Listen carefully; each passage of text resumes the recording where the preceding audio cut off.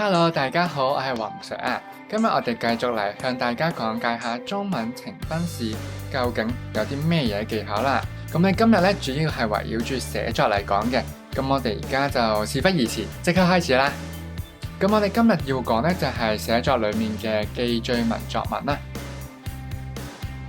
好，我哋首先咧做題目嗰時候要望一望作文嘅題目先。佢話是以我第一次參加比賽為題，寫出你第一次參加比賽的經過和感受。好啦，建議字數250到300啦，標點符號都包括在內。好，咁同學仔睇完呢個題目之後，有啲咩感想啊？有冇聯想到呢個作文要點樣寫呢？嗱，我哋咧作文睇題目嗰時候係非常之重要嘅。我哋有3部曲，第一步就係 highlight 低題目嘅重要字，譬如話第一次啦，同埋我，即係話我哋今次寫嘅故事嘅主人翁咧，就係我哋自己本身嚟嘅。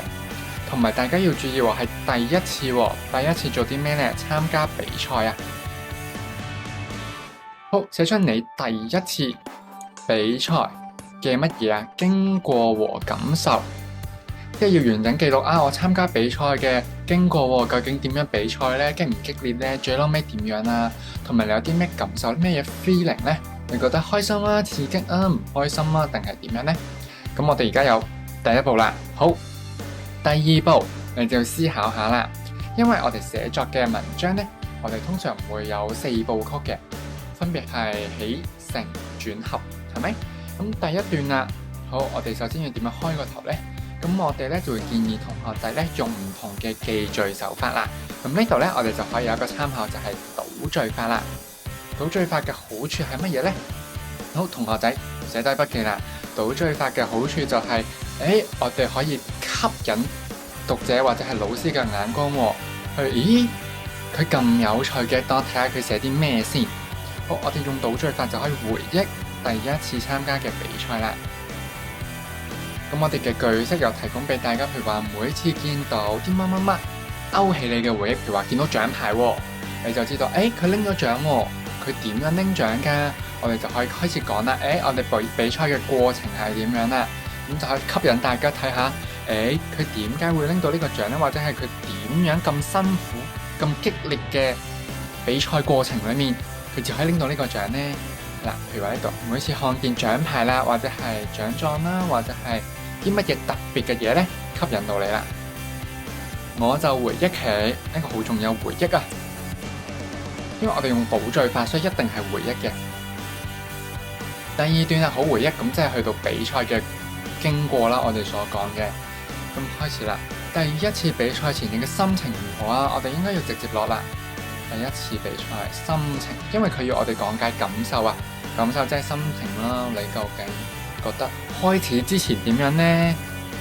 中間比賽緊點樣呢？最後尾贏定係輸呢？咁你嘅感受又係點樣呢？每個階段呢，你就要mark翻低，我係咩感受啊？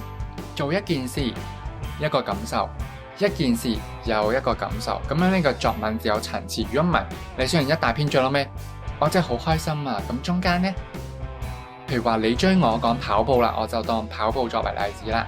你追我講嗰時候，你唔講心情喎，咁大家可唔可以好具體咁代入你啊？因為你話你參加比賽喎，你睇篇文章係咪？睇人哋寫嘅文章，你覺得點樣至可以覺得哇寫得真係好啊？你要知道佢感受㗎嘛。譬如話我見到個同學仔喺後面追上嚟咯喎。我即刻好緊張，流晒汗啦！我又牙關，跑快啲先。咁係咪啊？咁呢個又係一個寫得好具體嘅一個點啊！所以我哋一定要寫感受嘅，唔會寫一個動作一個感受，唔會寫一件事一個經過又有一個感受。咁所以呢度我哋第一次比賽前有一個感受喎，代入我好緊張喎，我緊張應該會點樣㗎？譬如話我要自己鼓勵自己，加油啊！我得嘅咁樣，陳大文你得㗎。或者係媽媽、爸爸或者係老師啦，鼓勵我啦，即刻咪有晒畫面啦。譬如話我參加陸運會啦，係咪？我哋最常接觸比賽，譬如話運動啦，好唔好？最簡單田徑比賽，我報咗，譬如話係100米啦，或者係800米啦咁樣。老師話加油啊，你得㗎，平時你最犀利㗎啦。人哋鼓勵你，你覺得點啊？係咪即刻有勇氣？咁你就要俾 feeling 喎，你覺得點樣呢？感受啦，我哋又繼續感受啦，點樣比賽呢？咁好，我哋呢度又有小提示啊，黃 Sir，小提示，運用成語詞語，適當咁樣表達你嘅心情，令到大家更加知道你嘅心情啊。譬如話我忐忑不安啦，或者係心情緊張啦，個心形容下心臟點樣卜卜卜卜跳，好似打雷打鼓咁樣啦，卜卜卜卜，或者手震腳震咁樣啦，或者你好興奮喎，滿面通紅，紅晒面啦，哇，我一定得㗎咁樣啦。咁呢度就係大家要處理好你自己究竟點樣描寫得更加精彩啦，呢個係好重要嘅。好。跟住就係比賽過程啦，呢度就唔多講啦。比賽究竟係你追我趕啦，一開頭譬如話8號司令杯咁樣，我一馬當先，又用咗4字成語啦。你追我趕，轉彎點樣啦，或者有冇轉彎咁，或者衝線啦，你望到對手點樣啦，準備衝線啦，你覺得，一天都光晒，我係第一啊咁樣，呢啲大家自己描寫啦。好，最重要比賽結果如何？我哋最後咧一定有升華嘅，做任何嘅作文寫作都好，一定要有升華，大家要寫低升華。點解要有升華呢？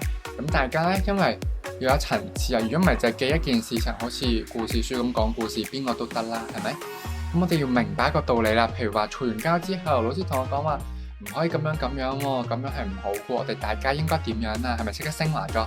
我明白啦。咁我以後做事咧就唔可以慌慌張張啦，咁樣就唔會做錯事啦。或者係我覺得要持之以恆喎。譬如話我要付出努力，不停練習，最後尾就可以跑得最快拎第一喎。咁呢度就係升華啦。明白咗一個道理嘅比賽，譬如話比賽第2友誼第1咁樣啦。咁隨便大家寫，總之希望大家可以寫到個升華出嚟嘅，一個道理我明白啦。經過咗呢次比賽，或者係第一次比賽完之後，我學懂咗了什麼啊？我學識咗啲乜嘢？咁我就決定以後點做等等都得。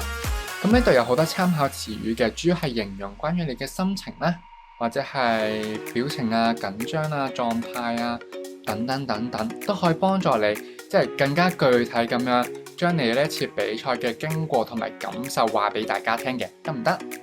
好，咁我哋就落去咯喎。咁根據作文題目就開始寫大綱啦。咁同學仔記唔記得題目係咩？我第一次比賽經過同埋感受呢樣嘢啫。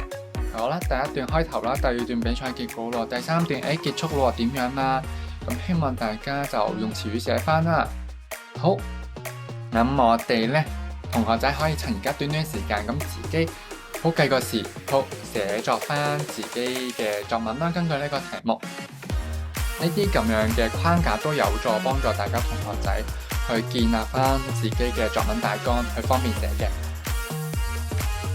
咁樣呢，以下時間就交俾同學仔啦，去作一作呢個我第一次參加比賽。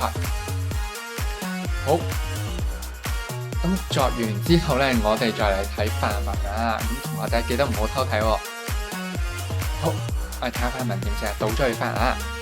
每當看到放在桌上的相片時，去勾起佢嘅記憶係相片，我就回憶起回憶起第一次啊！大家見到佢將題目冇走題㗎，冇跑題㗎，冇離題㗎，佢係好明顯寫低我見到第一次參加比賽。佢話佢今次用咗朗誦比賽啊，佢已經強調咗，即係幫佢定基調啦，係一件難忘嘅情況。佢話感受啊嘛，大家仲記唔記得？我哋碌翻上去望下，寫出第一次經過嘅感受比賽，佢直接已經定咗基調啊！呢個係一個好難忘嘅朗誦比賽。好，我哋睇下啦，運用倒敍法引出第一次參加朗誦比賽嘅事情。倒敍法啦，即係佢嘅修辭手法啦，大家可以見到。可以用順序都得，即係開頭係起啦，承轉合咁樣。好，佢又用咗咩修辭啊？譬如話誇張啦，咁我哋大家就會見到誇張喎。引出第一次，仲要係朗誦比賽，係咪好明顯啊？我啦，仲要係第一次喎。比賽感受係難忘。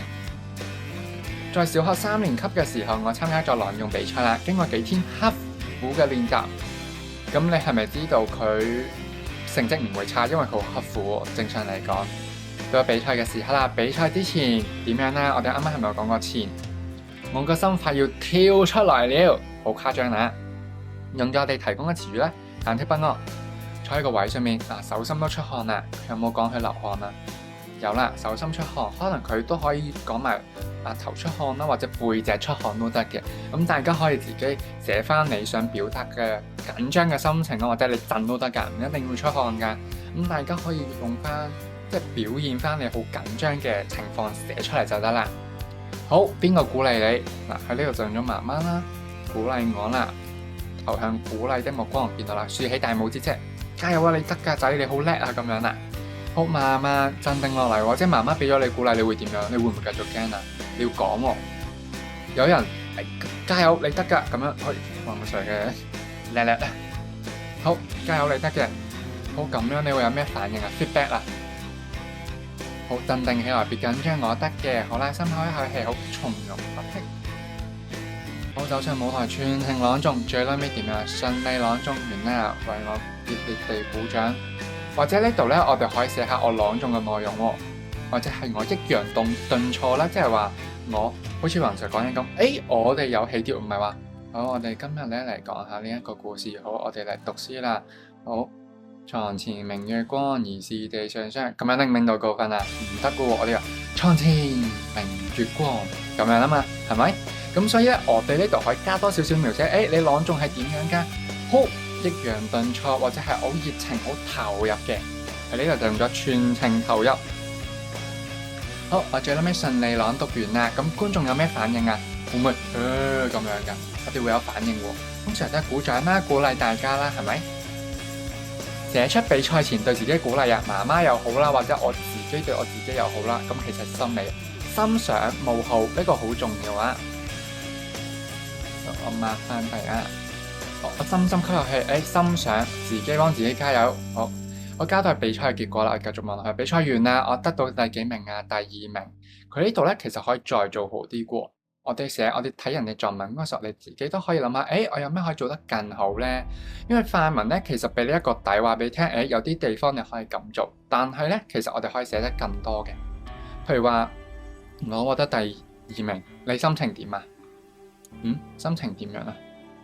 我覺得好滿意啦喎，因為點啊？你呢度仲可以寫埋其他人點樣喎？譬如話比賽前我望到其他人，好犀利喎，所以我至緊張。譬如話我看見其他人比賽前比賽時我其他人啦，譬如話其他表演者或者朗誦者啦，點，我好緊張，我心都跳出嚟。他們這麼強勁，實力這麼厲害，朗誦得這麼有水準，我好忐忑不安喎，我究竟得唔得㗎？係咪？我拎到第2名，都唔錯喎，或者係我覺得唔得喎，我認為下次我要再俾心機至得，係咪？通過第一次朗誦比賽，我明白咗，原來天外有天，人外有人喎，我要更加努力，至可以脫穎而出喎，都得嘅喎。我第2名啦，你滿唔滿意啊？佢睇個樣都幾滿意喎。我鍛鍊咗啲咩呢？即係透過咗呢個比賽啊，你得到咗啲咩？明白咗咩道理啊？明白咗做咩事都要有自信至可以成功，或者呢度你直接改第1名都得㗎，冇所謂。因為作文咧其實可以半真半假，只要你交代得清楚，究竟件事起承轉合，即係開始點樣，過程點樣，會唔會有轉折啊？譬如話突然發生咩意外啊？譬如我唔記得咗喎，腦海一片空白喎，媽媽喺下面，加油！我即刻回想起，鎮定翻啦，咁樣啦都可以嘅。咁有冇轉折？大家都可以。轉折係為咗更加精彩嘅啫。好，我哋大概就係咁樣一個段落啦。最後尾升華啦，我哋呢度升華啦，係咪？升華。明白做什麼事都有自信才能成功啦。首尾呼應寫出明白嘅道理啊，好難忘咯喎。咁我哋可以再寫多啲難忘嘅嘢啦，譬如話呢度寫唔記得咗又好，或者人或者媽媽鼓勵你又好啊，或者你學到好多嘢都好，其實都係難忘嘅其中一部分嚟嘅。好，咁大概就係咁樣啦。好，之後我哋都有其他練習，譬如話我第一次參加陸運會啦，我哋今次就講啱啱黃 Sir 舉嘅例子啦，陸運會，咁大家都可以試咗一篇嘅。好，今次就差唔多去到呢度啦，咁大家同學就可以先消化下，睇下有冇啲咩問題啦。係啦，按照我哋嘅幾部曲咁樣就可以具體啲，或者係有個框架咁樣去幫大家按照個步驟去寫作，咁樣就會避免咗大家即係我要點開始啊，即係無從入手啊，萬事開頭難。其實我哋作文最難就係開頭，究竟譬如話比賽，我寫咩比賽好呢？究竟中間我點樣安排又好呢？其實呢啲咁樣嘅小提示都可以好好咁幫大家具體咁樣安排好自己究竟要點寫，因為考試個時間係有限，我哋寫嗰時候我哋要快速咁樣短時間安排好。首先唔好走題啦，第二就按照題目要求寫啦，第三點樣寫得出彩啦，同埋我哋有啲咩要一定要寫，同埋唔好漏啲咩呢？譬如話升華啦，或者係過程啦、第一次啦、過程啱啱講咗係啦，同埋感受啊，最緊要係感受，因為我哋寫記敘文一定要有感受。你記咗一件事，咁呢件事你當時候覺得點樣先？譬如話我去野餐，野餐你一定有感受噶嘛，係咪？你諗下啦，同學仔，我哋自己去野餐，同爸爸媽媽去，係咪好開心啊？有得 BBQ 啦，燒棉花糖啦，好唔好食啊？應該好食，大家應該都中意嘅嗬。可能係牛肉丸啊，或者係燒雞啊，等等等等。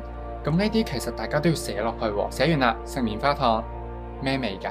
軟唔軟腍腍㗎？有冇辣親你啊？好唔好食㗎？最緊要好唔好食啊嘛，係咪？咁呢啲都係我哋要留意嘅位嘅。咁樣就係咁多啦。咁同學仔最後尾咧，可以望一望呢個就係我哋嘅呈分試嘅天書啦，中文寫作高分攻略，主要係俾高小同學小四至小六嘅。我哋都有一半係俾中小或者低小嘅，分別係小一至小三啦。咁同學仔如果報讀我哋課程嘅話，我哋都會根據天書同埋升級版嘅天書啦，去幫助同學仔去點樣去作文寫作呈分試裏面拎高分呢？因為呈分試咧係影響到大家以後升讀中學嘅，咁同學仔都盡量可以拎高分就拎高分啦，係咪？咁我哋呢度主要係提供個攻略啦，將裡面嘅重點答題技巧啦，或者係拆解題目嘅技巧話俾大家聽嘅，同大家點樣分析寫好一篇作文啦，同埋有咩作文題庫啦，我哋可以見到目錄裡面有唔同嘅題型啦，分別記敘文、說明文、實用文等等。呢啲嘅都會同大家慢慢一次一次咁樣去作好嘅，同時我哋嘅作文題目裏面都有唔少嘅技巧啦，希望可以幫到大家嘅。